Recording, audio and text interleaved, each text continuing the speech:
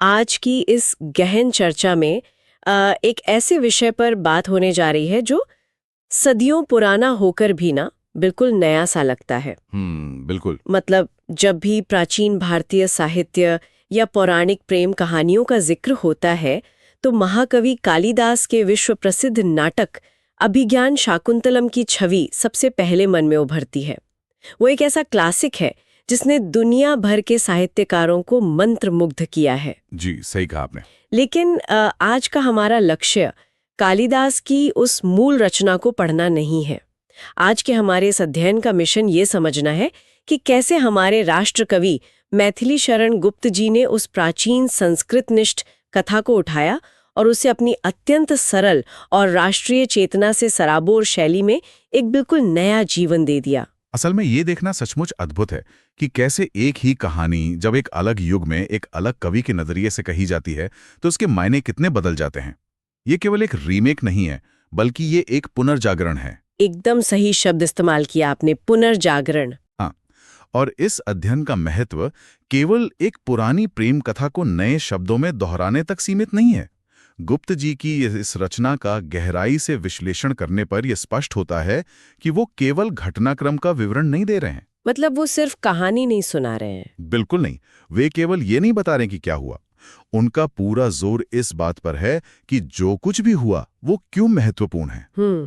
एक ऐसे दौर में जब भारत अपनी स्वतंत्रता और अपनी खोई हुई पहचान की तलाश कर रहा था, तब गुप्त जी ने इस कथा के माध्यम से हमारे सांस्कृतिक आदर्शों, मानवीय मूल्यों और समाज के नैतिक ताने बाने को फिर से परिभाषित किया। ये बहुत गहरी बात है। जी, ये काव्य सीधे तौर पर मानवीय चेतना को झकोड़ता है और ये सोचने पर मजबूर करता है कि असली शक्ति हथियारों में नहीं, बल्कि चरित्र और धैर्य में होती है। यही वो बात है जो इस पूरी चर्चा को इतना रोमांचक बनाती है। मैं जब इन अंशों को पढ़ रही थी तो मुझे स्पष्ट महसूस हुआ कि ये सिर्फ राजाओं, रानियों या जंगलों में रहने वाले ऋषि मुनियों की कोई जादुई कहानी नहीं है। बिल्कुल। ये मानवीय भावनाओं का एक बेहद उलझा हुआ और जटिल ताना बाना है। इसमें वो सब कुछ है जो एक बेहतरीन ड्रामा में होना चाहिए। एकदम अचानक होने वाला प्रेम, हृदय विदारक वियोग, एक छोटी सी भूल की बहुत भयानक सजा, और अपने अस्तित्व को साबित करने का एक लंबा एकाकी संघर्ष भी। हाँ, एकदम। ये सब मिलकर इसे इतना वास्तविक बनाता है कि आज के आधुनिक दौर में भी भावनाओं के स्तर पर कोई भी व्यक्ति इससे तुरंत जुड़ सकता है। सही कहा। तो चलिए एकदम शुरुआत से इस कथा के ताने बाने को खोलते हैं। शकुंतला की पृष्ठभूमि ही अपने आप में एक बहुत बड़ा विरोधाभास है। कैसे? देखिए, एक तरफ वो स्वर्ग की सबसे सुंदर अप्सरा मेनका और दूसरी तरफ अपने भयंकर तेज वाले महान ऋषि विश्वामित्र की पुत्री है। लेकिन विडंबना देखिए कि उसका पालन पोषण महर्षि कण्व के आश्रम में प्रकृति की गोद में हुआ है। यहाँ जो बात सबसे आकर्षक है वो ये है कि शकुंतला के भीतर दो बिल्कुल विपरीत दुनियाओं का एक खामोश संगम चल रहा है। दिलचस्प है। अगर ध्यान से देखा जाए तो उसकी रगों में एक दैवीय चंचल और अत्यंत प्रतापी रक्त बह रहा है। अप्सरा का वो सम्मोहक सौंदर्य और एक हठी ऋषि का वो उग्र तेज, ये दोनों ही उसके डीएनए का, उसके अस्तित्व का हिस्सा है। बिल्कुल। लेकिन दूसरी तरफ महर्षि कण्व के तपोवन का जो वातावरण है वो बिल्कुल शांत, संयमित, ठहरा हुआ और पवित्र है। उस तपोवन ने शकुंतला को एक अनूठी सादगी और ऐसे संस्कार दिए हैं जो उसके जन्म की उग्रता को पूरी तरह से शांत कर देते हैं। मतलब परवरिश ने उसके स्वभाव को बदल दिया। जी, एक शाही और दैवी पृष्ठभूमि होने के बावजूद आश्रम के पर्यावरण ने उसे हिरणों के साथ खेलने वाली, पेड़ों से बातें करने वाली अत्यंत विनम्र और सरल कन्या बना दिया है। और यही सादगी, यही निश्चलता आगे चलकर पूरी कथा का सबसे बड़ा आकर्षण और सबसे बड़ी चुनौती भी बनती है। और शायद यही वो निश्चलता है जो एक चक्रवर्ती सम्राट को पूरी तरह से निहत्था कर देती है। कथा में आगे जो होता है वो किसी भी सिनेमाई दृश्य से कम नहीं है। बिल्कुल, वो मिलन का दृश्य।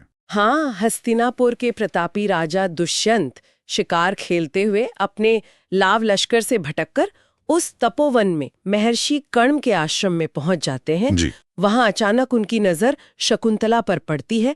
वो पहली मुलाकात, जरा उस क्षण की कल्पना कीजिए। एक बहुत ही जादुई पल। एक तरफ वो महान सम्राट है जिसने युद्ध के मैदानों में बड़ी बड़ी जीतें हासिल की हैं, जिसने दुनिया के सारे छल कपट देखे हैं, और दूसरी तरफ एक आश्रम में पली बड़ी कन्या है जिसने शायद बाहरी दुनिया का कोई रूप ही नहीं देखा। दोनों बिल्कुल अलग दुनिया से हैं। हाँ, दोनों जब आमने सामने होते हैं तो बाहरी सौंदर्य और आंतरिक गुणों का ऐसा तीव्र प्रभाव पड़ता है कि वे बिना किसी औपचारिकता के वहीं गंधर्व विवाह कर लेते हैं। गंधर्व विवाह की यह अवधारणा आधुनिक दृष्टिकोण से भी बहुत प्रासंगिक और दिलचस्प है। जी। अगर हम प्राचीन भारतीय परंपरा को देखें तो यह विवाह के उन 8 प्रकारों में से एक है जो पूरी तरह से आपसी प्रेम और सहमति पर आधारित है। मतलब इसमें समाज की कोई भूमिका नहीं होती? बिल्कुल नहीं। इसे आज के संदर्भ में एक तरह से एलोपमेंट या बिना किसी सामाजिक तामझाम के केवल 2 वयस्कों की सहमति से किया गया विवाह माना जा सकता है। इसमें किसी बड़े अनुष्ठान, पुरोहित या समाज की स्वीकृति की कोई आवश्यकता नहीं होती। ये शकुंतला के लिए कितना अलग अनुभव रहा होगा। बहुत अलग। शकुंतला जो अब तक केवल आश्रम की शांति, वहां के पशु पक्षियों और पौधों से परिचित थी, वो अचानक एक पुरुष के प्रेम के ऐसे उद्वेग का अनुभव करती है जो एक ही झटके में उसके जीवन की पूरी दिशा बदल कर रख देता है। ये एक ऐसा निर्णय था जो पूरी तरह से स्वतंत्र था, लेकिन इसके परिणाम भी उन्हें ही भुगतने थे। ठीक है, चलिए इसे विस्तार से समझते हैं। ये मिलन बहुत ही स्वप्निल लगता है, लेकिन वास्तविकता बहुत जल्दी दरवाजा खटखटाती है। विवाह के कुछ ही समय बाद राजा दुष्यंत को यह एहसास होता है कि वे केवल एक प्रेमी नहीं है बल्कि एक राज्य के शासक भी हैं। जिम्मेदारियां बुला रही थी उन्हें। हाँ, उन्हें राजकार्य और अपनी शाही जिम्मेदारियों को निभाने के लिए वापस अपनी राजधानी हस्तिनापुर लौटना पड़ता है। लेकिन प्रस्थान के समय एक बहुत ही भावुक क्षण आता है। राजा अपनी उंगली से एक राजसी अंगूठी निकालकर शकुंतला को पहना देते हैं। वो दृश्य बहुत मार्मिक है। ये अंगूठी सिर्फ सोने या रत्नों का एक टुकड़ा नहीं है, ये एक ठोस वादा है, ये एक वचन है कि वे जल्द ही लौटेंगे और शकुंतला को वो सम्मान देंगे जिसकी वो हकदार है। अपनी रानी बनाकर ले जाएंगे। बिल्कुल।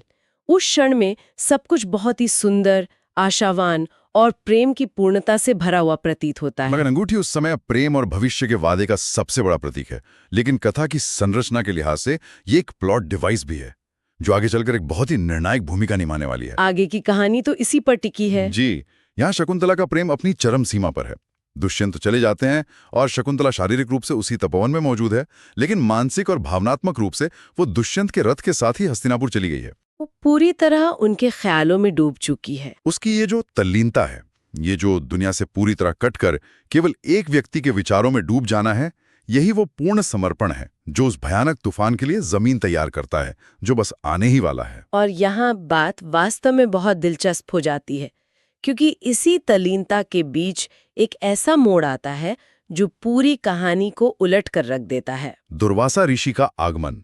जी, शकुंतला दुष्यंत की यादों में इस कदर खोई हुई है कि उसे अपने भौतिक परिवेश का कोई भानी नहीं है। तभी आश्रम में ऋषि दुर्वासा का प्रवेश होता है। अब जो लोग भारतीय पौराणिक कथाओं से परिचित हैं, वे जानते हैं कि दुर्वासा मुनि अपने अत्यंत तीव्र और भयंकर क्रोध के लिए जाने जाते हैं। उनका गुस्सा तो जगजाहिर है। शकुंतला अपने ख्यालों में गुम होने के कारण न तो उनका आगमन देख पाती है और न ही एक अतिथि के रूप में उनका उचित सत्कार कर पाती है।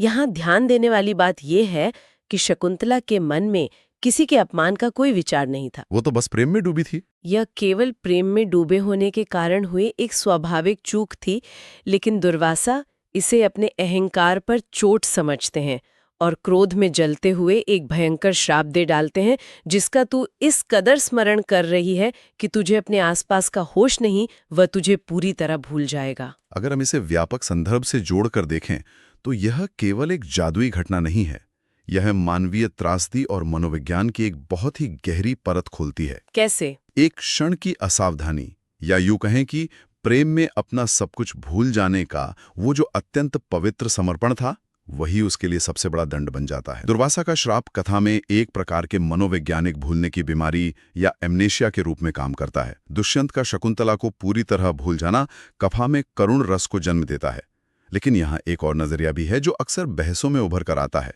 हाँ, बिल्कुल, मैं समझ रही हूँ आप किस ओर इशारा कर रहे हैं। अगर हम आज के मॉडर्न नजरिए से सोचें तो एक पल के लिए ये सवाल जरूर मन में आता है कि क्या ये श्राप वास्तव में एक तरह का साहित्यिक बहाना नहीं है? साहित्यिक बहाना? मतलब एक शक्तिशाली राजा जंगल में आता है, एक भोली भाली लड़की से शादी करता है, उसे वादे करके वापस शहर लौट जाता है और फिर उसे भूल जाता है। आज की भाषा में इसे सीधा सीधा घोस्टिंग कहा जाएगा। घोस्टिंग, ये तो बहुत ही आधुनिक शब्द इस्तेमाल किया आपने। सुनने वालों के मन में ये सवाल आ सकता है कि क्या ये श्राप सिर्फ दुष्यंत के चरित्र को उस नैतिक पतन से बचाने के लिए नहीं गढ़ा गया, ताकि दर्शक या पाठक राजा से नफरत न करने लगे? ये एक बहुत ही शानदार और तीखा सवाल है, और ये सच है कि आधुनिक विमर्श में इस बात पर खूब चर्चा होती है।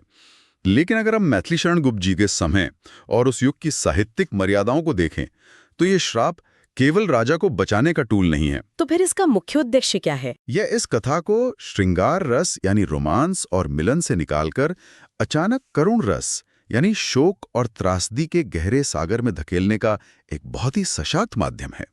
अगर दुष्यंत जानबूझकर शकुंतला को धोखा देता, तो वो महज एक खलनायक बनकर रह जाता और कहानी एक साधारण धोखे की कहानी बन जाती। ये बात तो है। श्राप के आ जाने से दोनों शकुंतला और दुष्यंत नियति के शिकार बन जाते हैं। इससे शकुंतला की पीड़ा कई गुना बढ़ जाती है, क्योंकि उसे पता ही नहीं है कि उसके साथ क्या खेल खेला जा रहा है। ये सचमुच हृदय विदारक है। वो अंगूठी, वो वादा, वो प्रेम, सब कुछ शाप के एक अदृश्य प्रहार से शून्य हो जाता है। और सबसे बड़ी त्रासदी ये है कि शकुंतला इस बात से पूरी तरह अनजान है। वो इंतजार करती रहती है। वह हर दिन इंतजार करती है। समय बीतता है, ऋतुएं बदलती हैं। शकुंतला एक माँ बनती है। वो उसी आश्रम में दुष्यंत के पुत्र भरत को जन्म देती है। जब बहुत लंबा समय बीत जाता है और राजा की ओर से कोई संदेश नहीं आता, तो महर्षि कण्व शकुंतला को उसके पुत्र भरत के साथ हस्तिनापुर राजा दुष्यंत के राज दरबार में भेजने का निर्णय लेते हैं। ये यात्रा बहुत कठिन रही होगी उसके लिए। अब जरा उस दृश्य की कल्पना कीजिए। राज दरबार का वो दृश्य, एक बहुत ही आलीशान सभा जहां चारों ओर मंत्री और दरबारी बैठे हैं। एक स्त्री जो वर्षों पहले कुछ मीठे वचनों और एक अंगूठी के सहारे विदा हुई थी, अब एक बच्चे की उंगली पकड़े भरी सभा में न्याय की आस में खड़ी है। और उसके पास सबूत भी नहीं है। हाँ, नियति का सबसे क्रूर मजाक ये है कि रास्ते में नदी पार करते समय वो अंगूठी जो उसके पास एकमात्र प्रमाण थी, पानी में गिरकर खो चुकी है। राज दरबार का ये दृश्य इस पूरी कथा का निर्विवाद चरमोत्कर्ष या क्लाइमैक्स है। यहाँ मैथिली शरण गुप्त जी की कलम का जादू पूरी तरह से सिर चढ़कर बोलता है। वो भावुकता शब्दों में साफ झलकती है। जब शकुंतला उस दरबार में पहुंचती है, तो राजा दुष्यंत के मन पर अभी भी दुर्वासा ऋषि के श्राप का वो घना पर्दा पड़ा हुआ है। वे शकुंतला को देखते हैं, लेकिन पहचान नहीं पाते। वे साफ शब्दों में उसे अपनी पत्नी मानने से इनकार कर देते हैं। ये कितना अपमानजनक रहा होगा। बिना उस अंगूठी के शकुंतला के पास अपने सत्य को, अपने प्रेम को साबित करने का कोई भी जरिया नहीं है। जरा उस मनोवैज्ञानिक आघात को समझिए। भरी सभा में जहां सैकड़ों